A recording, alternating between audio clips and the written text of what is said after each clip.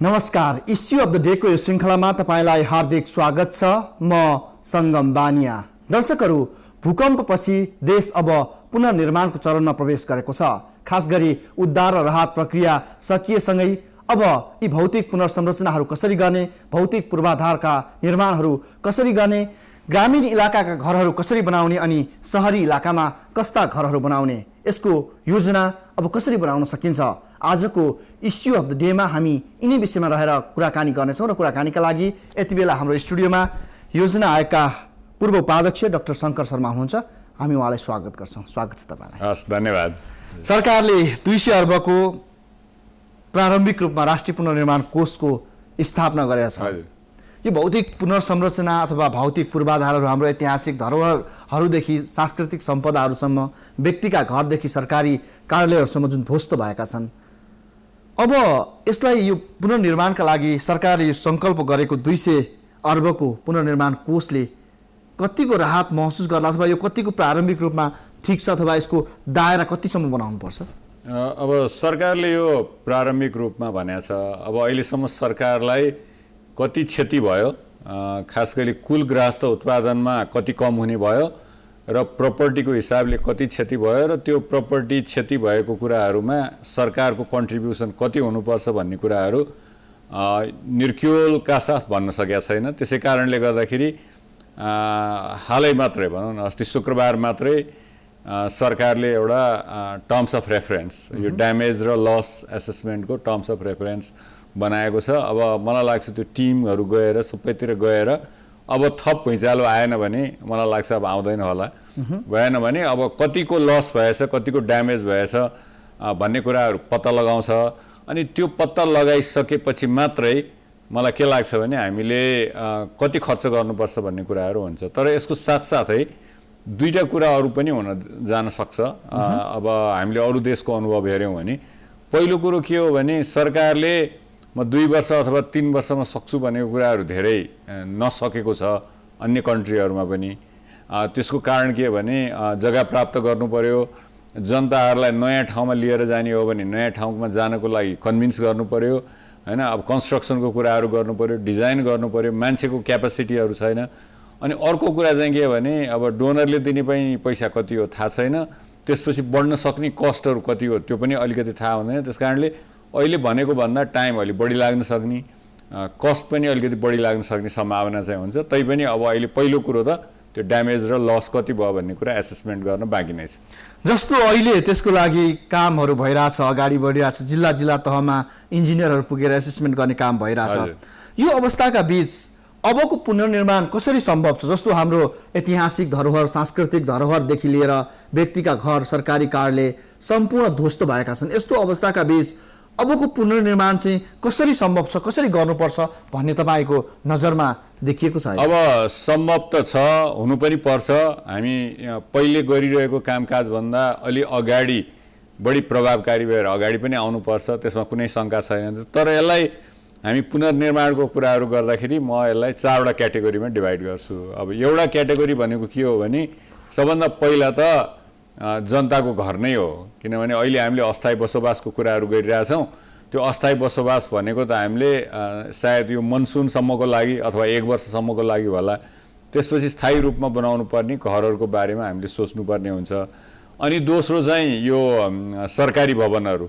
अब यो जनताको खास गरी रुरल एरियामा बनाउने घरहरू त अलि केही थोरै समयमा सकिन्छ होला, तर सरकारी भवनहरू जुन अलि ठुला पनि हुन्छन्, अलि भव्य पनि हुन्छन्, अलि बलियो हिसाबले पनि बनाउनुपर्छ, त्यहाँ धेरै एस्पेक्टहरू हुन्छन्। त्यो एउटा दोस्रो एस्पेक्ट छ।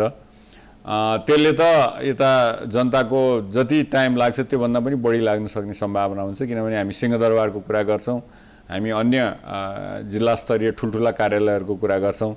अनि तेस्रो चाहिँ रह्यो के भने यो हाम्रो नेपालको हेरिटेज मोनुमेन्ट्स, मठ मन्दिरहरू, होइन, धरहराको कुराहरू भनौँ।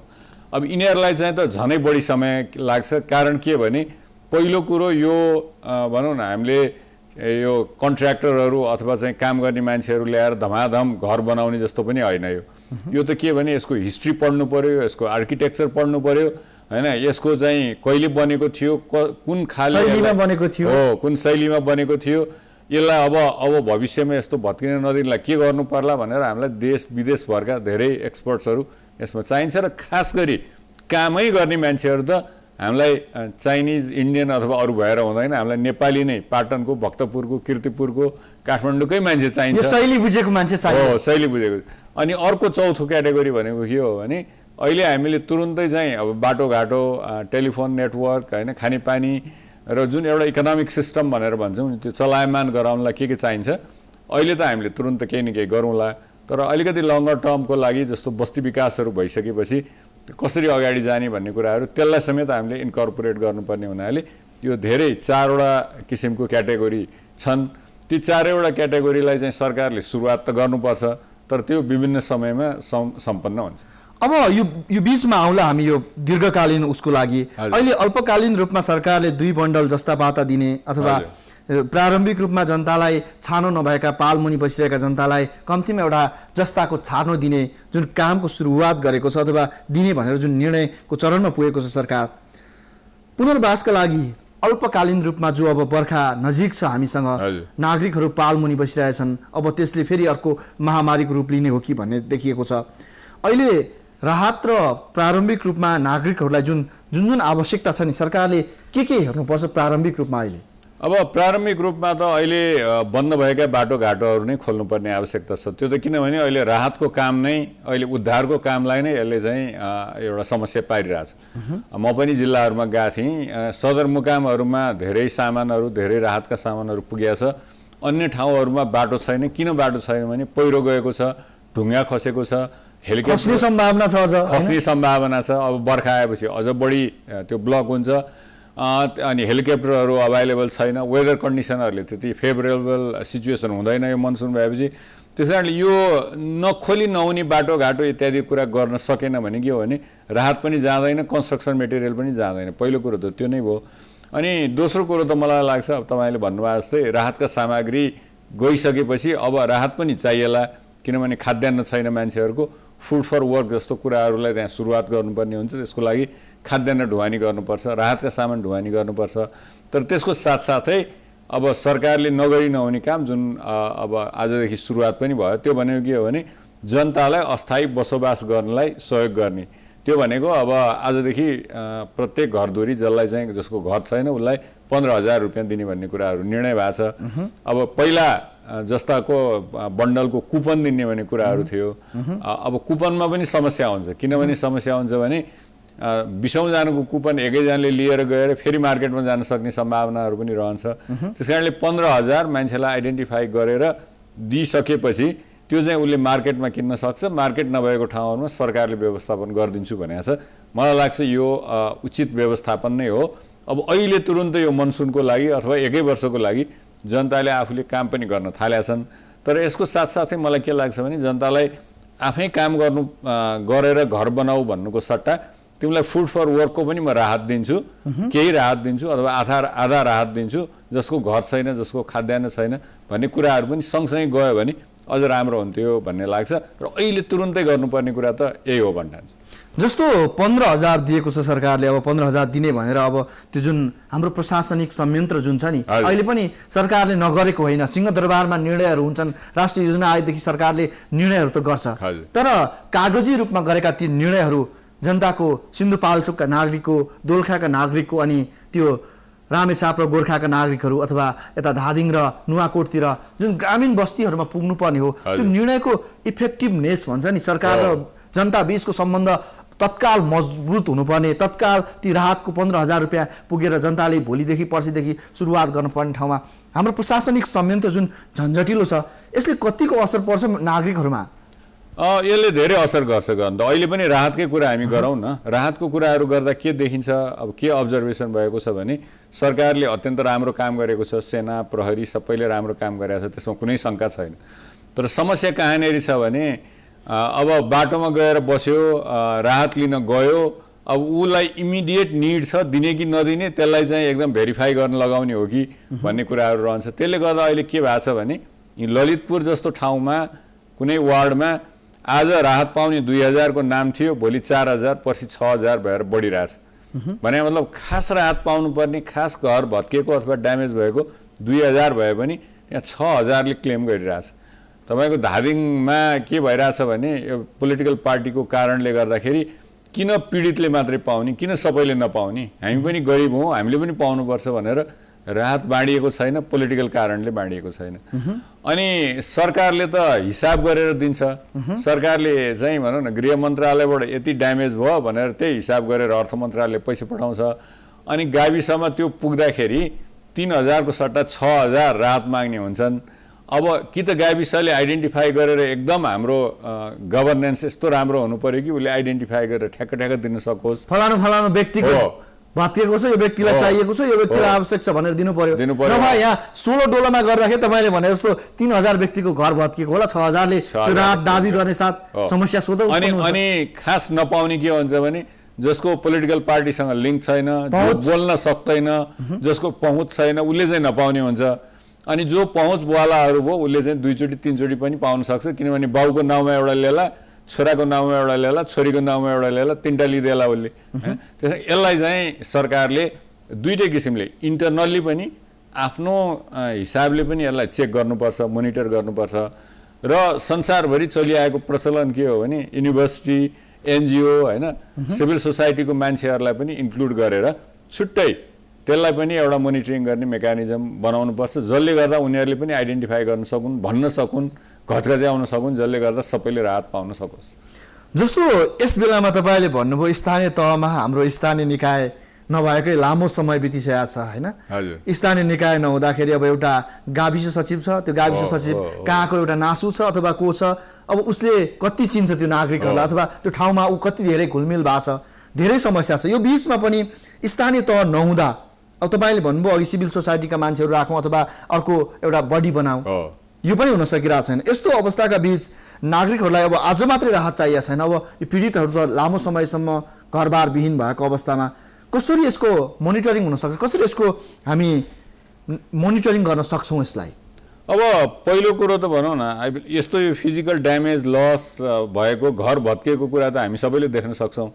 त्यस कारणले मलाई के लाग्छ भने हामी एउटा मात्रै संयन्त्र जस्तो सिडिओलाई अहिले के प्रेसर परिरहेछ भने विभिन्न पोलिटिकल पार्टिजको मान्छे अथवा व्यक्तिहरू नै गएर होइन यो थोरै भत्के पनि तपाईँले यसलाई पुरा भत्केको लेखिदिनुहोस् न, लेख्नु पर्यो हाम्रो पार्टीको मान्छे पनि यसको त लेख्नै पर्छ, लेख्नै पर्यो। मैले 15000 पाएर के भयो त, म त गरिब हो होइन, त्यस कारणले यी गरिबहरूलाई नदिएर तपाईँले हुन्छ, त्यस कारण लेख्नु पर्यो भन्ने यस्तो किसिमको एउटा प्रेसर पनि पर्छ। अब अहिले त तपाईँको सिडिओ अफिसमा सभासदहरू गएर त्यहीँ बस्ने, सचिवहरूलाई पनि खटाएछ सरकारले, सहसचिवहरूलाई निर्वाचन क्षेत्रमा खटाएछ, अब मन्त्री पनि गएर त्यहाँ बस्ने, अनि उसलाई पनि कति गाह्रो हुन्छ, एलडिओ सिडिओलाई पनि धेरै गाह्रो छ, किनभने भनेको पनि मान्नु पर्यो उनीहरूले होइन। त्यस कारणले यो पोलिटिकल प्रेसरबाट मुक्त हुनको लागि मलाई लाग्छ सरकारले एउटा छुट्टै संयन्त्र जो चाहिँ अलिकति सिभिल सोसाइटी, एनजिओ अथवा युनिभर्सिटी एकाडेमिकतिरबाट आएको उनीहरू पनि बायस हो, यहाँ त कोही पनि अछुत त नहोला, तर कति छ भन्ने मात्रै फरक हो। त्यस कारणले उनीहरू जाँदाखेरि अलिक बढी न्युट्रालिटी, अलिक बढी चाहिँ अब्जेक्टिभ चाहिँ पक्का पनि हुन्छ। त्यो गरेर अगाडि जान सकेन भने मलाई लाग्छ यो राहतको यो पुनर्निर्माणको कुरा पनि हामीले 3 राहत जस्तै गन्जागोल अनि भद्रगोल अनि राजनीतिमा मुचिन्छ। हो, अब भुटानी शरणार्थीको जस्तै बढ्दै जाने प्रत्येक वर्ष होइन राहत दिनुपर्ने हाम्रो चाहिँ भनौँ न सिनियर सिटिजनलाई, वृद्ध वृद्धलाई दिन्छौँ हामी, त्यो प्रत्येक वर्ष 30-40%ले बढ्छ, अलिअलि पनि होइन। त्यस कारण यस्तै किसिमले अगाडि जान सक्छ। त्यस कारणले हाम्रो अलिकति त्यो गभर्नेन्स सिस्टम पनि राम्रो हुनुपर्छ। त्यसै भएर अहिले विदेशी दात्री संस्थाहरूले पनि भन्न खोजेको कुरा के हो भने ठ्याक्कै हामीलाई राहतको ड्यामेजको नम्बर चाहिँ कति हो त, कति चाहिन्छ भन्ने कुराहरू यकिन गर्नु पर्यो, नम्बर मान्छेको कतिवटा घर भत्क्यो त, अनि त्यो अनुसारले पैसा दिँदाखेरि उपयुक्त ठाउँमा पुगोस् भन्ने उनीहरूको उद्देश्य हो। जस्तो यस अवस्थाका बीच पनि अब हामी पुनर्निर्माणकै चरणमा प्रवेश गर्नुपर्छ र अब जे हुनु भइसक्यो, जति क्षति हुनु भइसकेको छ, अब यो क्षतिलाई हेरेर बस्ने मात्र होइन कि अगाडि बढ्नु पर्यो समयले। यो अवस्थाका बीच सरकारले अब सबभन्दा चुनौती भनेको ग्रामीण इलाकामै छ, सबभन्दा बढी ध्वस्त 95% होइन, करिब 100%सम्म जिल्लाहरूका घरहरू भत्केका छन्। यस्तो अवस्थाका बीच अब सरकारले ग्रामीण क्षेत्रलाई मात्रै फोकस गरेर कस्तो प्रोग्राम ल्याउन सक्छ, कसरी ग्रामीण क्षेत्रलाई पुनर्निर्माण गर्न सक्छ अब सरकारले? अब ग्रामीण क्षेत्र भन्न साथै पहिला कुरो त हामीले के हेर्नु पर्यो भने त्यो सुरक्षित र सुन्दर कम्युनिटी सुरक्षित पनि हुनु पर्यो र सुन्दर पनि हुनु पर्यो, त्यस्तो किसिमको कम्युनिटी हामीले डेभलप गर्नुपर्छ। अनि त्यसको साथसाथै यो एउटा यस्तो मौका हो, अब भनौँ न उदाहरणको लागि एउटा एभरेजमा रुरल एरियाको मान्छे एग्रिकल्चर सेन्टर जानु पर्यो, मार्केट जानु पर्यो, ब्याङ्क जानु पर्यो भने कमसेकम 2/3 मान्छेले चाहिँ आधा घन्टाभन्दा बढी हिँड्नुपर्छ भने मतलब टाढा टाढा मात्रै छ, त्यो त अझ 2/3 हो। कति मान्छेले त दिनौँ हिँड्नुपर्छ, 2 दिनसम्म अब त्यो गाविस ओडासम्म आइपुग्न कति दिन लाग्ने, ओडाबाट त्यो गाविससम्म आइपुग्न कति दिन लाग्ने, गाविसबाट सदरमुकामसम्म आइपुग्न कति दिन लाग्ने हैन। त्यस कारणले यसको अब हामी सबैले भने हो, अहिले पत्र पत्रिकामा पनि आछ, यसको 3टा एस्पेक्ट भयो। एउटा चाहिँ सुरक्षित पनि हो हैन, अनि दोस्रो चाहिँ त्यो सुन्दर पनि हुनु पर्यो हैन, केही न केही त्यसको चाहिँ एउटा भनौँ न लेआउट आर्किटेक्चर प्लानिङ पनि हुनु पर्यो। अनि तेस्रो भनेको चाहिँ के हो भने यो रिसेटलमेन्ट हैन, पुनर्वासको कुराहरू पनि गर्नु पर्यो, जसले गर्दा सरकारलाई बत्ती पुर्याउन सजिलो होस्, बाटो पुर्याउन सजिलो होस्, स्कुलहरू राख्न सजिलो होस्। अहिले अब स्कुल खोल्नु पनि परेको छ, ठाउँ ठाउँमा बन्द पनि गर्नु परेको छ, किनभने पपुलेसन मुभ भयो। त्यहाँ यी 3टा कुराहरू गर्नको लागि त्यही अब्जेक्टिभ हुनुपर्छ। त्यो अब्जेक्टिभमा अहिले हामीले सरसर्ती हेर्दा के देख्छौँ भने अब गाउँघरमा तिमीले यस्तै घर बनाऊ भनेर भन्न पनि हामी सक्दैनौँ, किनभने उसको आर्थिक अवस्था अनुसार सरकारले कति राहत दिने हो त्यो अनुसार बनाउने कुराहरू हो। फेरि दोस्रो कुरा के छ भने एउटा सामाजिक दृष्टिकोणले हेर्दा उसले मेरो आफ्नै ठाउँमा, म जन्मेको ठाउँमा, म ओरिजिनमै बस्छु भन्यो भने पनि समस्या गर्न चाहिँ सकिँदैन। समस्या यहाँ यही छ। अब नेपालीहरू अधिकांश ग्रामीण भेगका नागरिकहरूमा मेरो थाप थलो हुन्छ नि हैन, थाप थलो नछोड्ने प्रवृत्ति भन्छ। अब त्यसलाई पुनर्वासका लागि अर्को ठाउँमा लैजान पनि जग्गाको समस्या हुन सक्छ। अब त्यसलाई त्यहीँ राखौँ, फेरि अर्को भूकम्प आउन सक्छ, जसले फेरि त्यो भौतिक संरचना ढाल्न सक्छ, मार्न सक्छ। यो अवस्थाका बीच अब गर्नुपर्ने के छ? यो अवस्थामा नागरिकहरू जो छोड्न चाहँदैनन् उनीहरूलाई कसरी मनाउन सकिन्छ अथवा बस्ती विस्तार कसरी गर्न सकिन्छ? उनीहरूलाई के भन्नु पर्यो भने आजको दिनमा तिम्रो केटाकेटीहरू आधा घन्टा अथवा 45 मिनट हिँडेर स्कुल जान्थे भने अब तिमी खेती गर्नलाई चाहिँ 45 मिनट हिँड। केटाकेटीलाई किन दुःख दिन्छौ? तिमीहरू चाहिँ स्कुलको नजिकै उनीहरूलाई राख, हामी स्कुल बनाइदिन्छौँ। तिमी त्यो बस्तीमा सर्यौ भने हामी 50% अनुदान दिन्छौँ, थप गरिदिन्छौँ। तिमी यही घरमा बस्यौ भने हामी सिकाइ मात्रै दिन्छौँ र अनुदान थोरै हुन्छ हैन। तिमी त्यो बस्तीमा गएर बस्यौ भने हामीले तिमीलाई बगैँचा पनि दिन्छौँ हैन, तिमीलाई राम्रो वातावरण दिन्छौँ हैन, भूकम्प निरोधक घर बनाउनलाई सहयोग गर्छौँ भनेर यावत कुराहरूको इन्सेन्टिभ दिनुपर्ने हुन्छ, जसले गर्दा उसलाई खेतीपातीको पनि एट्र्याक्सन होस्, खेतीपातीको प्रोडक्सन पनि बढोस्, प्रोडक्टिभिटी पनि बढोस् हैन। किनभने एग्रिकल्चरको सेन्टर त्यहाँ भइदियो भने त उसलाई खेतीपाती गर्नलाई धेरै सजिलो हुन्छ। त्यसकारण यस्ता किसिमका इन्सेन्टिभ दिएर मुभ गराउने हो। यदि उसले त्यस्तो किसिमको इन्सेन्टिभतिर आकर्षण उसलाई हुँदै भएन, मेरो चाहिँ अब यो धेरै गाह्रो छ, मेरो फलफुलको यहाँ चाहिँ 2000 बिरुवा छ, म त अन्त जान्न भन्यो भने उसलाई चाहिँ टेक्निकल सपोर्ट दिने हो र केही सहयोग दिने हो। अब टेक्निकल सपोर्ट भन्नाले के छ भने अब अहिले गाउँघरमा माटोको जोडाइ, माटोको घर, इँटा ढुङ्गा भए पनि माटोकै जोडाइको र इन्जिनियरिङ कन्सेप्ट भन्ने जिरो अलमोस्ट हैन, धेरै जति घरको त्यस्तो कन्सेप्ट छ। अब इन्जिनियरिङ कन्सेप्ट दिनलाई चाहिँ के गर्नु पर्यो भने अब म्यासिभ रूपमा यो भनौँ न डकर्मी सिकर्मीहरूलाई हामीले तालिम दिनु पर्यो, उनीहरूलाई पनि दिने हैन, उनीहरू पनि अवेर हुन्। अनि हामीले चाहिँ कमसेकम अहिले धेरै सिभिल सोसाइटीको मेम्बरहरूले मान्छेहरू खडा पनि छ प्राविधिक। अब यो एक हप्तालाई होइन, अब त हामीले भोलिन्टियर भएर हो कि ट्रेनिङ दिएर हो कि यो उनीहरूलाई चाहिँ हामीले चाहिँ 6 महिना 8 महिनासम्म खटाउनु पर्ने आवश्यकता हुन्छ। त्यस कारणले एटलिस्ट उनीहरूको घर चाहिँ सुरक्षित बनाउनको लागि गर्नुपर्ने सबै किसिमको सहयोग चाहिँ सरकारले गर्नुपर्छ। अहिले गुजरातमै भनौँ न, गुजरातमा 30,000 सिकर्मी डकर्मीलाई चाहिँ ट्रेनिङ दिएको थियो अनि 5,000 इन्जिनियरलाई यो भूकम्प प्रतिरोधात्मक टेक्नोलोजीको लागि ट्रेनिङ दिएर घरहरू बनाइएको थियो। त्यसैले हामीले त्यस्तै गर्नुपर्ने आवश्यकता हुन्छ। अब यो बस्ती विकासको लागि त सरकारले अलि बढी इन्सेन्टिभहरू दिनु पर्यो। अनि त्यसपछि एउटा प्लान किसिमले अघि मैले भनेको जस्तो हुन त यो जग्गा प्राप्त गर्नलाई समय लाग्ला, तर अब आजैदेखि सुरु गर्नु पर्यो हैन। अलिकति प्लान हिसाबले उनीहरूलाई मुभ गराउनु पर्यो, जसले गर्दा सबै सुविधाहरू उनीहरूले पाउन सकुन् हैन। अनि अर्को तेस्रो पक्ष भनेको अब रुरल एरियामा पनि हाम्रो पक्का घरहरू पनि छन्। ती पक्का घरहरूमा चाहिँ सकेसम्म यहाँ पनि बिल्डिङ कोडहरू चाहिँ अब केही न केही लगाउनै पर्यो ग्रामीण क्षेत्रमा। तर अब हामी यसलाई कति इन्फोर्स गर्न सक्छौँ, कति लागू गर्न सक्छौँ त्यो आफ्नो ठाउँमा छ। तर नगरपालिका क्षेत्रमा त एकदमै स्ट्रिक्टली त्यसलाई बिल्डिङ कोड लागू गर्नु पर्यो र छैन भने अझ बढी कडा लागू गर्नु पर्यो र त्यसलाई लागू गर्नु पर्यो। त्यसै गरेर हामी अलिकति, अनि मैले अघि भनेको सुरुमा भनेको जस्तो त्यहाँका पूर्वाधारहरू जसले गर्दा इकोनोमी अलिकति माथि जान सकोस्, किनभने जीवनयापन सहज होस्, नागरिकले त्यहाँ मैले गएँ भने त्यहाँ मेरो अवसर पाउँछु, मेरो टमाटर छ भने त्यहाँ बिक्छ होइन, आफ्नो उत्पादन छ के गर्न सकिन्छ। सरकारले अहिलेको मात्रै पूर्वाधार हेर्ने होइन कि योभन्दा म ठ्याक्कै डबल गरिदिन्छु भन्ने दिमागमा राखेर त्यही खर्च त्यही हिसाब त्यही प्लानिङ गरेर अहिले अगाडि जानुपर्छ। किनभने यो बेलामा अब कृषि उत्पादन गर्ने होइन, साना चाहिँ उद्योगहरू स्थापना गर्ने यो अवसर पनि हो। हामीले चाहिँ यस्ता किसिमको सुविधाहरू दियौँ भने मलाई लाग्छ त्यो एक किसिमले त्यस्तो आर्थिक विकासहरू आफसे आप भएर पनि आउँछ। हेर्नुभयो नि तपाईँले, अब भन्नुभयो केही उदाहरण तपाईँले दिनुभयो, धादिङमा, नुवाकोटमा, जिल्ला जिल्लामा कसमा कति समस्या छ भन्ने मात्रै हो, राहत वितरणमै राजनैतिक दलहरूबीच खिचातानी छ। हजुर, अब पुनर्निर्माणको चरणमा जाँदाखेरि अथवा त्यो राहत पाउने कुरामा पनि अब 15,000 रुपियाँदेखि अब नगदमा सुरु भएको छ, अझ बढी यसमा किचलो बढ्दै जाला। यस्तो अवस्थाका बीच राजनैतिक इच्छा शक्ति कतिको दरिलो देख्नु भएको छ यो पुनर्निर्माणका लागि? राजनैतिक दलहरू बीचको इच्छा शक्ति चाहिँ कतिको महत्त्वपूर्ण अर्थ राख्छ यसलाई? एकदमै अर्थ राख्छ। तपाईँ हामी सबैले, मिडिया, सिभिल सोसाइटीको मान्छेहरूले भन्नु पर्यो होइन, प्रेसर दिनु पर्यो र के पनि भन्नु पर्यो भने जो सरकारमा बस्छ उसको काम इम्प्लिमेन्टेसन एक्जिक्युसन गर्ने हो। अब जो राजनीतिज्ञहरू चाहिँ सभासदहरू हुनुहोस् अथवा चाहिँ लोकल लेभलका पोलिटिसियनहरू हुनुहोस्, उहाँहरूले अनुगमन गर्नु पर्यो होइन, सरकारलाई घचघच्याउनु पर्यो।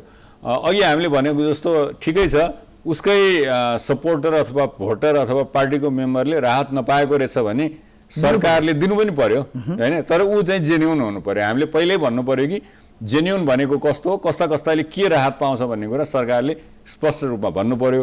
र के पनि भन्नु पर्यो भने यदि यो राहत यो क्राइटेरियाभन्दा बाहिरको मान्छेले पाएको रहेछ भने त्यो जोसुकै होस्, सभासद होस् होइन, कर्मचारी होस्, सिभिल सोसाइटीको मेम्बर होस्, उसलाई चाहिँ हामी सजाय दिन्छौँ भनेर भन्न सक्नु पर्यो। त्यही अनुसारको अहिले हामीले प्राधिकरणको कुरा गरिरहेछौँ, त्यही अनुसारको ऐन पनि ल्याउनु पर्यो जसले गर्दाखेरि त्यो चुहावट नहोस् र एकदमै पीडित व्यक्तिहरूले पाउन् भन्ने हो मुख्य उद्देश्य। त्यो भयो भने मलाई लाग्छ हाम्रो, मैले अघि भनेको जस्तो अन्य मेकानिजम, अब त डोनरहरू पनि आउँछ, उनीहरूको डोनरको पैसा हालेपछि डोनरको आफ्नै ओभरसाइट भनौँ न, एक किसिमले मोनिटरिङ गर्ने एक्टिभिटिजहरू पनि रहन्छ, उनीहरूले त्यो बिना पैसा पनि दिँदैन। अनि त्यस्तै हाम्रो सिभिल सोसाइटीहरू पनि धेरै छ, त्यसलाई पनि बरु एकीकृत गरेर एउटा हामीले त्यसलाई फर्मलाइज गरिदिनु पर्यो। इमानदारिता सबभन्दा ठुलो कुरा हो। तपाईँले भन्नुभयो अब भूकम्पपछि नागरिकहरूको मन हल्लिएको छ, राजनीतिक दलहरूको पनि मन हल्लिएको छ, काँपेको छ। यो बेलामा त भनिहाल्छन् कि हामी सब इमान्दार हुनुपर्छ, तर व्यवहारिक रूपमा 2 वर्ष 3 वर्ष बित्दै जाँदा यसको घाउहरू बिस्तारै पुरिँदै जाँदा कतिको इमान्दारिताको खाँचो छ, राजनीतिक दलहरू कतिको इमान्दार बन्न सक्छन् जस्तो देखिएको छ यो प्रारम्भिक यो सिनारियोले, देशभरिको सिनारियोले। अब हाम्रो इतिहासले चाहिँ त्यस्तो बताउँदैन होइन, तपाईँले भन्नुभयो जस्तो त्यति इमान्दारिता भएको देखाउँदैन। त्यो कारण के हो भने सबैलाई देश विकासको मोह हुन्छ, गर्नुपर्छ भन्ने हुन्छ, तर त्यो भोटको पनि मोहले गर्दाखेरि अलिकति समस्या परेको देखिन्छ। अब भोट पनि कस्तो हो भने म सबै जनतालाई रिझाएर, मेरो क्षेत्रको सबै जनतालाई रिझाएर अर्कोचोटि म योभन्दा डबल भोट ल्याउँछु भन्ने होइन कि होइन, मेरो संरक्षित ग्रुपहरूको भोट मैले ल्याउन सकेँ भने अरू भोट मैले 10% 20% मात्रै ल्याए पनि म जित्न सक्छु भन्ने उद्देश्य चाहिँ राख्नु भएन। अलि ठुलो ब्रोड माइन्ड, ठुलो छाती राख्ने हो भने त मलाई लाग्छ उसले सबैलाई दिन्छ नि। अझ कसलाई दिन्छ भने उसलाई भोट नदिने मान्छेलाई पहिलो प्राथमिकता दियो भने त अर्कोचोटि त उसले त डबल भोट पाउने हो। तर त्यो नभएको कारणले गर्दाखेरि मलाई के लाग्छ भने सरकार अलि स्ट्रङ चाहिँ हुनैपर्छ, सरकारले यसलाई गाइड गर्नै पर्छ होइन। यहाँ चाहिएको छ कि वास्तविक पीडितहरू चाहिँ सधैँ पीडामा हुने, अनि जो फर्जी पीडितहरू बनाइन्छ, जो दलका झन्डाहरू बोकेर हिँड्छन्, उनीहरू चाहिँ सधैँ पीडितभन्दा बढी अग्रसर भएर राहत पाउने। यो अवस्थाका बीच सरकारले दिने सेवा सुविधा अथवा सरकारले दिने त्यो पीडाको मलहम चाहिँ पीडित नागरिकले स्वतः पाउने वातावरण सृजना गर्नु चाहिँ सबभन्दा ठुलो चुनौती र दायित्व होला नि यो बेला। एकदमै ठुलो हो। तर अब हामीले सिंहदरबार बसेर मन्त्रालय बसेर हेर्दाखेरि त्यो मन्त्री पोलिटिकल पार्टीबाट आएको भए पनि उसले दिनका दिन त्यहाँ भेट्ने अफिसको कर्मचारीहरू त धेरै न्युट्रल छन् नि होइन, होला उनीहरूको पनि केही बायसनेस होला, तर पीडितलाई राहत दिने कुराहरूमा, विकास निर्माणको कुरा गर्ने कुराहरूमा मलाई लाग्छ धेरै हदसम्म होइन उनीहरू अलिकति न्युट्रल नै हुन्छन्, एउटा अब्जेक्टिभ क्राइटेरिया नै बनाए हुन्छ।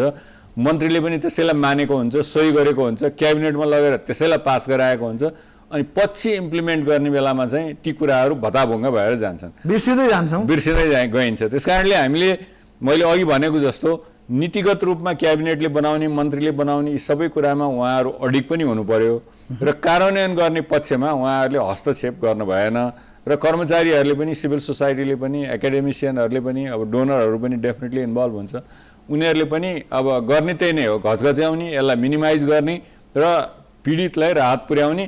त्यसको लागि इन्फर्मेसन भेरी इम्पोर्टेन्ट, किनभने कसले पाएन भन्ने कुराहरू मलाई लाग्छ एकदमै न्युट्रल बडीले लिएर अनि त्यसको आधारमा हामीले राहत वितरण गर्नुपर्ने हुन्छ। अघि हामी पनि कुराकानी गरिरहेछौँ कि अब यसको पुनर्निर्माणको जिम्मेवारी कसले लिने होइन, खास गरी एउटा स्वायत्त प्राधिकरण बनाउने अथवा योजना आयोगकै माताहतमा अगाडि बढाउने अथवा सरकारकै माताहतमा, प्रधानमन्त्रीको माताहतमा राखेर बनाउने।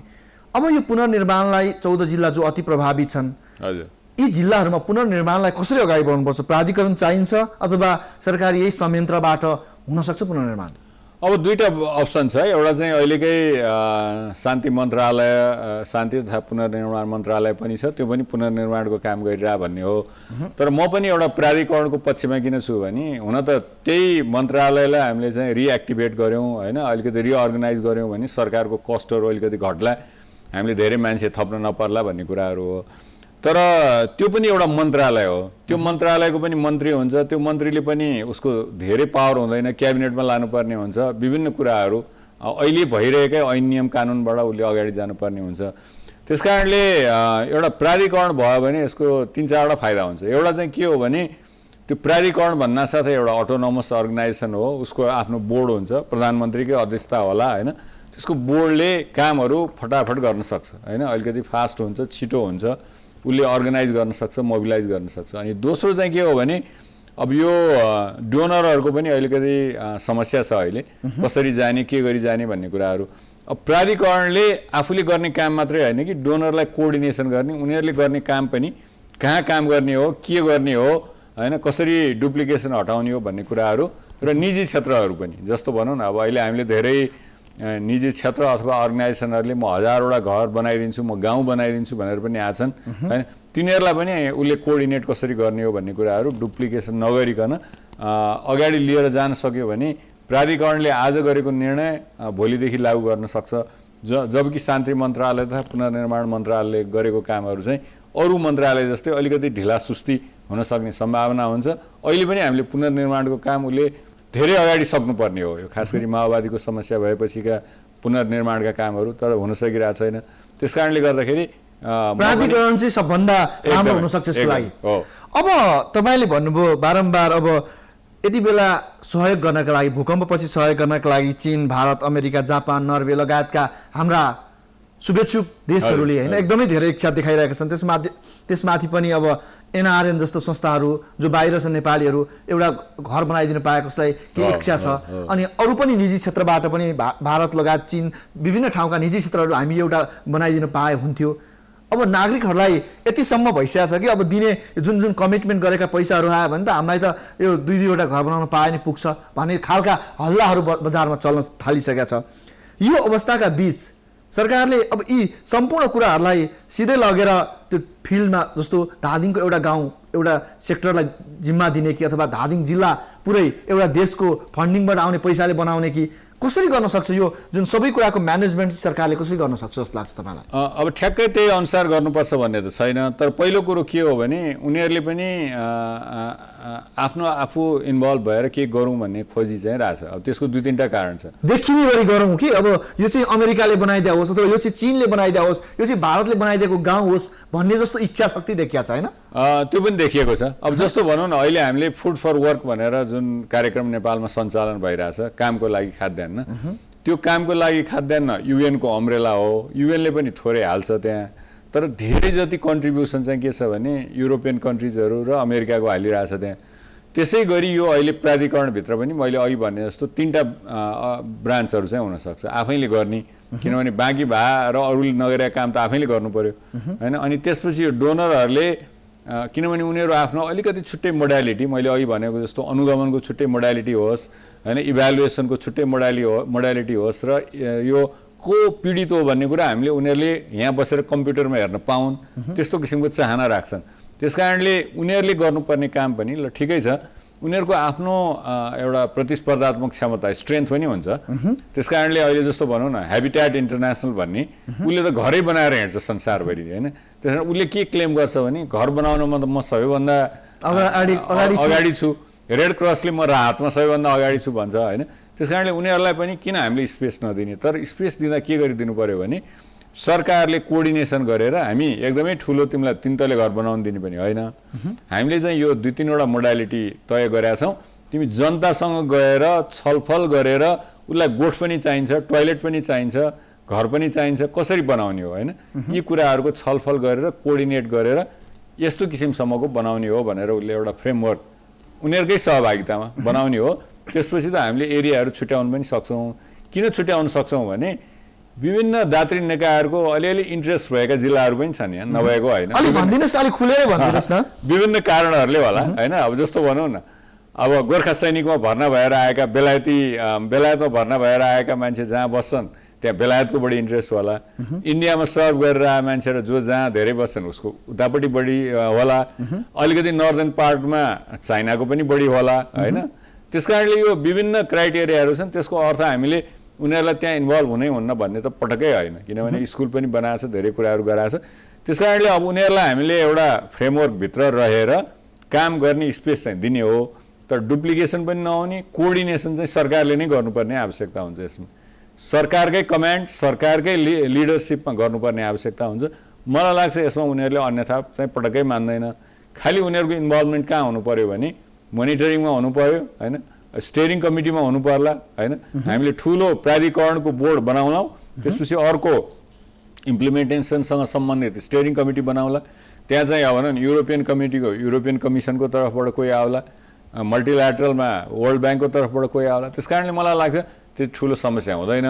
निजी क्षेत्रको पनि उनीहरूले दिने कमिटमेन्टहरू, अब म चाहिँ भनौँ न 1 लाखमै यस्तो राम्रो घर बनाइन्छु भनेर कोही आयो भने वाइ नट होइन, किन नदिने, किनभने इन्जिनियरिङ एस्पेक्टले उसले सबै कुरा पुरा गर्छ र हाम्रो फ्रेमवर्कभित्र रहन्छ भने उसले किन नपाउने। त्यस कारण यो स्पेस चाहिँ दिएर लिडरसिप सरकारले लिनुपर्छ, उनीहरूलाई चाहिँ एउटा स्पेस चाहिँ दिनुपर्छ भन्ने मेरो चाहिँ भनाइरहेको छ। तर सकेसम्म इन द मिन टाइम अहिले अघि भनेको जस्तो सकेसम्म चाहिँ पैसा चाहिँ सरकारले लिँदाखेरि राम्रो हुन्छ। जस्तो उदाहरणको लागि अहिले खर्च नभएका बजेटहरू डोनरहरूले यतापट्टि ल्याउन सक्ने सम्भावना हुन्छ, बजेटरी सपोर्टहरू दिन सक्ने सम्भावना हुन्छ, यो क्राइसिस म्यानेजमेन्टको विन्डोबाट पाउन सक्ने पैसाहरू त्यहाँ जान सक्छ। सरकारले आफैले विभिन्न तरिकाबाट रेभेन्यूहरू उठाएर नन ट्याक्स रेभेन्यूहरू उठाएर गर्न सक्छ। त्यहाँ सकेसम्म चाहिँ त्यहाँ जानुपर्छ भन्ने मेरो पनि उद्देश्य हो। जस्तो तपाईँले अलिकति डोनर एजेन्सीहरू सबभन्दा राम्रोसँग बुझ्नु भएको छ, यस्तो अवस्थाका बीच तपाईँले भन्नुभयो डोनर एजेन्सी ल्याउने, त्यसको अनुगमन सरकारले गर्ने, तर भइरहेछ के भने डोनर एजेन्सी आइसकेपछि सब कुरा उसैले गर्न चाहन्छ अथवा उसको इन्ट्रेस्ट चाहिँ नेपालमा तपाईँले भने जस्तो विविध कारणले अलिक बढी छ कि भन्ने नागरिकको आशंका छ। त्यो चाहिँ यस्तो हो, यदि हाम्रो मेकानिजम चाहिँ विक छ होइन, हामीले चाहिँ त्यसलाई कोअर्डिनेट गर्न सक्दैनौँ, मोनिटर गर्न सक्दैनौँ, त्यो अफिसले गर्न सक्दैन भने त उनीहरूले पनि एउटा आफ्नो टाइमलाइन हुन्छ होइन। त्यस कारणले त्यो धमाधम काम गर्न जान्छन् होइन। तर मुख्य कुरा के हुनु पर्यो भने प्राधिकरणको बोर्ड, प्राधिकरणको अब चिफ भनौँ न सिइओ अथवा त्यो आफ्नो नेतृत्व सक्षम चाहियो, अथवा त्यसले डोनरलाई पनि बुझेको होस्, सरकारलाई पनि बुझेको होस्, देशलाई बुझेको होस्, जनतालाई बुझेको होस्, जसले सम्पूर्ण कुराको कोअर्डिनेसन गर्न सकोस्। 2-4 अरब उसले रिजेक्ट गर्नुपर्छ भने नि गरिदियोस् होइन, उसको हातमा हामीले त्यति पावर पनि दिनु पर्यो। 2-4 अरब रुपियाँ यो कारणले मैले एक्सेप्ट गर्दिनँ भन्यो भने उसलाई रिजेक्ट गर्ने अधिकार पनि दिनु पर्यो र हामीले त्यसलाई खुसी साथ लिनु पनि पर्यो। त्यस कारणले मुख्य कुरा कोअर्डिनेसन, डुप्लिकेसन नहुने कुरा, हाम्रो फ्रेमवर्कभित्र जाने र हाम्रो कोअर्डिनेसनभित्र जाने कुराहरू चाहिँ गर्नु पर्यो। अब यो अवस्थाका बीच सहरी क्षेत्रमा, ग्रामीण क्षेत्रमा अब बनाउनु पर्नेछ त हामीले भूकम्प प्रतिरोधात्मक घरहरू नै बनाउनु पर्नेछ र यसका लागि अब हामीले सकेसम्म स्थानीय स्रोत र साधनको सबभन्दा बढी उपयोग गर्नु पर्यो है, त्यसले खर्चको कटौती गर्छ, खर्च कम गर्छ। यो अवस्थाका बीच अब तपाईँले भने जस्तो आज चीनबाट पनि ठुलो पैसाको हामीलाई कमिटमेन्ट आएको छ, भारतबाट आएको छ, भुटानले त दिनै सकेको छ, अथवा अन्य छिमेकी मुलुकहरूबाट जापानबाट आएको छ। यस्तो पाठहरू चाहिँ विभिन्न देशले विभिन्न समयमा सिकिरहेको छ। जस्तो जापानले पहिला भूकम्प जाँदाखेरि कति मानवीय क्षति गर्थ्यो र अब यही हिसाबको 7.6कै भूकम्प सायद जापानमा गथ्यो भने मानवीय क्षति 0.0 करिब हुन्थ्यो होला। हामी भौतिक संरचनाबाटै किचेर ढलेर मरिरहेछौँ नागरिकहरू। यो अवस्थाका बीच कुन मोडल अलिक सफल हुन सक्छ? तपाईँले देख्नु भएको विश्वका अब जस्तो यो भूकम्पपछि जापानमा पुनर्निर्माण भयो, चिलीमा भयो, पाकिस्तानमा भयो, हाइटीमा भयो।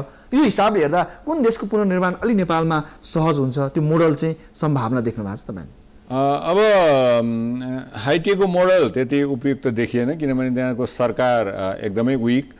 अब त्यति मात्रै होइन कि हाइटीको मान्छेहरू पनि सबैको ठुला बडा जति र पोलिटिसियनहरूको सबैको 2टा पासपोर्ट होइन, धेरै जति अमेरिकन नागरिक, कति मन्त्रीहरू त अमेरिकाको फ्लोरिडामा बसेर त्यहाँ कमान्ड गर्थे होइन। त्यो मात्रै होइन, अफिस लेभलको मैले आफूले पर्सनली थाहा पाए अनुसार स्वास्थ्य विभागको डाइरेक्टर समेतहरू सबै अमेरिकन होइन।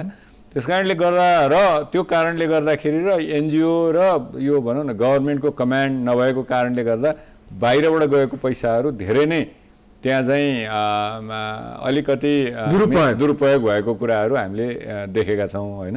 त्यस्तो अवस्था नेपालमा चाहिँ छैन। अनि फेरि हाइटी एउटा कस्तो हो भने करप्सनको लेभलमा संसारको 4थो सबैभन्दा बढी करप्ट देश पनि हो हैन। यी विभिन्न कारणहरूले गर्दा गभर्मेन्ट धेरै इनइफेक्टिभ भएको त्यहाँ हो। अब यहाँ पनि कति कुराहरू हाम्रो क्यारेक्टरहरू मिल्छ, धेरै कति मिल्ला हैन, तर त्यति त्यो एक्सट्रिममा नभएको कारणले गर्दा हामीले यसो सरसर्ती हेर्दाखेरि इन्डोनेसिया, श्रीलङ्का, गुजरात हामी भन्छौँ होइन। अब अहिलेको 3टा श्रीलङ्का, गुजरात र यो इन्डोनेसियाको कुराहरू हेर्दा सबैभन्दा बढी चाहिँ इन्डोनेसियाको सफलता भएको बढी देख्छौँ। त्यसको 2टा पक्ष छ। एउटा पक्ष के हो भने पहिलो कुरो त गभर्मेन्टले नै आफूले कमान्ड लियो, हामीले अघि भनेको जस्तो प्राधिकरणको स्थापना भयो, अनि डोनरलाई पनि स्पेस दिइयो, तर के भने डुप्लिकेसन नहुने गरिकन उसको फ्रेमवर्क, उसको मास्टर प्लान भित्र गरियो र पहिल्यैबाटै कतिवटा घर बनाउने भन्ने कुरा आइडेन्टिफाई गरियो। डोनरले कति बनाउने, हामीले कति बनाउने, निजी क्षेत्रको सहयोगमा कसरी कति बनाउने, बस्ती विकास कसरी गर्ने भन्ने कुराहरू गरियो। त्यहाँ पनि ढिलो भएको छ, अलिकति समयमा भएको छैन। र अर्को सबभन्दा ठुलो पक्ष के भने त्यहाँ कम्युनिटीहरूलाई नै आफै इन्भल्भ भएर घर बनाउने, किनभने प्राविधिक सहयोग सरकारले दिने हैन, टेक्निकल सहयोग चाहिँ सरकारले दिने, अनि कम्युनिटी आफैलाई इन्भल्भ भएर अगाडि लिएर जाने पनि दियो। त्यसको चाहिँ जनताहरू जो चाहिँ पीडितहरू हो उनीहरूलाई पछि सर्वे गर्दाखेरि सबभन्दा बढी सेटिस्फाइड भएको त्यहाँ देखियो। गुजरातमा एकदमै राम्रो भएको छ, तर त्यहाँ चाहिँ धेरै जति कन्ट्र्याक्टरहरूले गरेको छ, अनि कन्ट्र्याक्टरहरूले बनाएको घरको सेटिस्फ्याक्सन लेभल पछि सर्वे गर्दा 23% मात्रै देखिएको छ, जबकि उहाँ आफैले बनाएको इन्डोनेसियामा करिब 63% देखिएको छ। आज नागरिकहरूलाई त्यही छ कि आज काठमाडौँमा घर किन्ने कोही नागरिक छ भने यो घरमा बसौँ कि नबसौँ भन्नुपर्ने आज पनि धर्म, यसमा न कमी हालेको छ सिमेन्टको मात्रा, योमा धेरै हो। त्यस कारणले कम्युनिटीको ओनरको पार्टिसिपेसन एकदमै इम्पोर्टेन्ट छ होइन, उसको इन्भल्भमेन्ट, पार्टिसिपेसन, उसको नलेज होइन, उसलाई दिनुपर्ने एडभोकेसी ट्रेनिङ धेरै इम्पोर्टेन्ट छ। अब श्रीलङ्का गभर्मेन्ट धेरै स्ट्रङ होइन, अब हामी सबैलाई थाहा छ। त्यस कारणले उसको चाहिँ अब सबै धेरै कुराहरू गभर्मेन्टले नै गरेको हुनाले उसको पनि यो कन्ट्र्याक्टर बेस नै हो धेरै जति होइन। त्यस कारणले मलाई के लाग्छ भने अहिलेसम्म हामीले 4वटा देशको कुरा गर्दाखेरि सबैभन्दा बढी अलिकति हामीले हेर्नुपर्ने इन्डोनेसिया हो कि जस्तो मलाई चाहिँ अनुभव भइरहेछ। जस्तो यो कुरा गर्दै गर्दाखेरि आज नेपालको ठुलो जनशक्ति देश बाहिर छ, युवा पङ्क्ति करिब योभन्दा अगाडि 1500को हाराहारीमा दैनिक बाहिर गइरहेको थिए। अब त्यो जुन ठुलो युवा शक्ति छ नि, विदेशमा रहेको युवा शक्ति जो आज उसले पनि घर गुमाएको छ। आज यी 14 प्रभावित जिल्लाका सम्पूर्णले धेरै जसोले आफ्नो घर गुमाएका छन्, आफ्नो परिवार गुमाएका छन् र मन क्षत विक्षत लिएर आज पनि विदेशी भूमिमा छन्। यस्तो अवस्थामा रहेका ती युवाहरूलाई स्वदेशमै ल्याएर ट्रेनिङ दिएर काम गर्न सकिन्छ होला, अथवा तपाईँले भने जस्तो इन्डोनेसियामा भयो जस्तो आफ्नो घर आफै बनाऊ, हामीले सरकारले दिने यो हो, तिमी ट्रेनिङ लिऊ, यसरी गर भनेर भन्न सकिन्छ होला। यो अवस्थाका बीच अब कसरी गर्न सकिन्छ ती युवाहरूलाई, अथवा नेपालमा अब जनशक्तिको कमी हुनसक्छ, यो अवस्थाका बीच कसरी गर्न सकिन्छ यो पुनर्निर्माणको फेज? अब यो अहिले त्यहाँ गाउँघरमा फर्किएका अथवा बाहिर जान लागेका मान्छेहरूलाई पनि हामीले एउटा सरकारले के गरिदिनु पर्यो भने एउटा ट्रेनिङको ठुलो एउटा विन्डो खोलिदिनु पर्यो, जसले गर्दा आजदेखि नै उनीहरूलाई हामी केही राहत पनि दिन सकौँ होइन, ट्रेनिङ भत्ता भनेर पनि दिउँ, जसले गर्दाखेरि उनीहरू त्यहाँ अहिले ट्रेनिङमा पनि इन्भल्भ हुन्। अनि अब हामीलाई त स्पष्ट रूपमा थाहा छ र उनीहरूलाई पनि थाहा छ कि अब आउने 5 वर्षसम्म यो भूकम्प पीडित क्षेत्रहरूमा काम भइ नै रहन्छ र प्रशस्त भइरहन्छ। त्यो काम पनि कस्तो भने उनीहरू आफू कृषिमा लाग्न पनि सक्छन्, लागि पनि रहेका होलान् थोरै तिनो, तर गैर कृषि क्षेत्रको काम खास गरी पुनर्निर्माणसँग सम्बन्धित कामहरू त्यहाँ हेल्थ पनि आउँछ, एजुकेसन पनि आउँछ होइन, अन्य पूर्वाधार विकासको कुराहरू पनि आउँछन् र घरको कुराहरू पनि आउँछ। त्यस कारणले यो काम पनि आउँछ भनेर हामीले चाहिँ अलिकति एडभोकेसी गरेर प्रचार प्रसार गरेर उनीहरूलाई ट्रेनिङमा ल्याउन सक्यौँ। प्रत्येक गाउँमा हामीले 8-10 जना 15 जना मान्छेहरूलाई ट्रेनिङ दिन सक्यौँ र त्यो चाहिँ गाह्रो पनि छैन, सरकार तयार पनि भइरहेछ मैले थाहा पाए अनुसार ल्याउन सक्यौँ। खालि के हो भने त्यसलाई अब अलिकति च्यानलाइज गरेर ल्याउने हो। सक्यौँ भने मलाई लाग्छ उनीहरूले 5 वर्षसम्म मजाले काम पनि पाउँछन्, ट्रेनिङ पनि पाउँछन् र विदेश जानुपर्ने आवश्यकता पनि देखिँदैन। त्यस्तै उताबाट यस्तो कामहरूमा इन्भल्भ भएका मान्छेहरू छन् भने पनि मलाई लाग्छ यो राम्रो अपर्च्युनिटी हो, किनभने यहाँ अब काम पाइन्छ त्यस्तो कुराहरूमा। अनि सबैलाई नहोला, सबै नआउलान्, तर जो चाहिँ यो रिकन्स्ट्रक्सन, रिहेबिलिटेसन होइन, इन्फ्रास्ट्रक्चर डेभलपमेन्टमा इन्भल्भ भएर काम गर्छु भन्ने लागेकाहरू छन्, मलाई चाहिँ उनीहरूलाई पनि एउटा चाहिँ राम्रो अवसर हो। उनीहरू आएर कृषि लगायत गैर कृषि क्षेत्रमा पनि आफ्नो ट्यालेन्ट देखाउन सक्छन्, पैसा कमाउन सक्छन् होइन। त्यस कारण त्यो ग्रुपलाई पनि हामीले चाहिँ ट्याप चाहिँ गर्नैपर्छ। अब हामीले सम्पूर्ण कुराहरू त गरिसकेका छौँ। यो अवस्थाका बीच पनि यो भूकम्पको धक्काले राजनीतिकदेखि हाम्रो समाजसम्मलाई पाठ त सिकाएको छ। अब सिक्नै पर्ने यो समाजले, नागरिक नेतृत्वले अथवा राजनीतिक नेतृत्वले, सरकारले सिक्नै पर्ने पाठहरू चाहिँ बुदागत रूपमा भन्दा के देख्नुभयो तपाईँले यो भूकम्पपछि? अब जनताले त पहिल्यै कुरो बुझ्नुपर्ने कुरा के रहेछ भने मेरो घर सुरक्षित हुनु पर्यो। त्यो सुरक्षित हुनलाई के पनि हुनु पर्यो भने मेरो आफ्नो घर मात्रै होइन कि दायाँ बायाँ मेरो छर छिमेकीको घर पनि सुरक्षित हुनु पर्यो र त्यो घर असुरक्षित हुँदाखेरि म पनि सुरक्षित हुन्न भन्ने हिसाबले अलिकति एक्टिभ हुनु पर्यो कम्युनिटीमा, जसले गर्दाखेरि उसको दायाँको घर बायाँको घरमा कस्तो किसिमको प्रविधि प्रयोग भएको छ, टेक्नोलोजी प्रयोग भएको छ, कस्तो किसिमको नक्सा पास भयो, त्यहाँको सोयल कन्डिसन के छ भन्ने कुराहरूमा खास गरी यो सहरी इलाकामा त्यो कुरा एकदमै सचेत भएर अगाडि जानुपर्ने आवश्यकता हुन्छ। दोस्रो कुरो त अब हामी सबैलाई लागेको, अघि हामीले धेरै समय यसमा डिस्कस पनि गऱ्यौँ, सरकारको एउटा कार्यान्वयनको पद्धति। अहिले उदाहरणको लागि भनौँ न, 2टा मात्रै एक्जाम्पल म दिन चाहन्छु। अब 6 तलाको चाहिँ नक्सा पास गराएर 16 तलाको घर बनाएको पनि देखियो अहिले।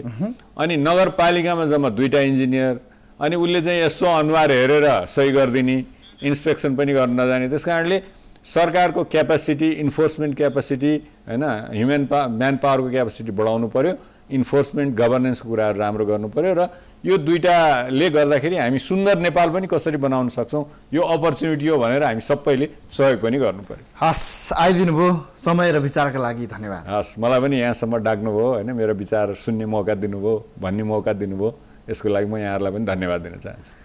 दर्शकहरू, अब पुनर्निर्माण गर्नु छ र नेपाली मोडलका घरहरू बनाउनु छ जो भूकम्प प्रतिरोधात्मक घरहरू बन्न जरुरी छ। यसका लागि सरकारले ग्रामीण स्तरबाट यसको लागि तत्काल पहल थाल्न जरुरी छ। नभए यो ढिला हुँदै जाँदा अथवा सरकारी ढिला सुस्तीले गर्दा यसमा अझ बढी राजनीतिक खिचातानी प्रभाव पर्न सक्छ। त्यसैले सरकारले यसतर्फ सचेत हुँदै कामलाई तीव्रता दिन जरुरी छ र भूकम्पपछि यसलाई पाठको रूपमा सिकेर देश पुनर्निर्माणको चरणमा अगाडि बढ्न जरुरी छ। यो सँगै इस्यु अफ द डेको श्रृङ्खला यति नै। हामीलाई आजलाई बिदा दिनुहोस्। नमस्ते।